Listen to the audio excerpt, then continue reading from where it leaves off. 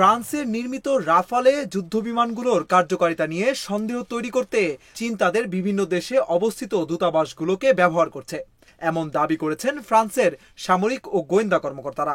গত মে মাসে ভারত ও পাকিস্তানের মধ্যকার বিমান যুদ্ধের পর এমন প্রচারণা চালানো হচ্ছে বলে জানা গেছে।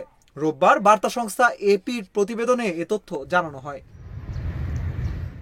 ফরাসি কর্মকর্তারা জানান, ফ্রান্সের এই প্রধান যুদ্ধবিমানটির সুনাম ও বিক্রি ক্ষতিগ্রস্ত করার লক্ষ্যে এ কাজ করছে চীন।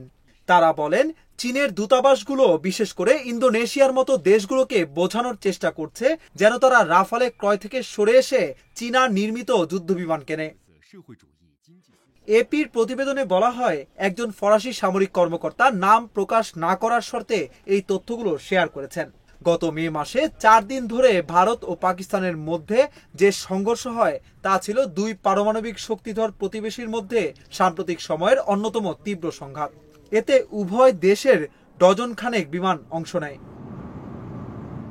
ভারতের ব্যবহৃত ফরাসি রাফালে যুদ্ধবিমান মোকাবিলায় পাকিস্তানের চীনা তৈরি যুদ্ধবিমান ও ক্ষেপণাস্ত্র কতটা কার্যকর ছিল তা নিয়ে চলছে নানা ধরনের বিশ্লেষণ ও গবেষণা। রাফালে ও অন্যান্য সামরিক সরঞ্জাম রপ্তানি ফ্রান্সের প্রতিরক্ষা শিল্পের জন্য একটি বড় বাণিজ্যিক খাত এবং এর মাধ্যমে প্যারিস বিভিন্ন দেশের সঙ্গে সুসম্পর্ক সুদৃঢ় করে।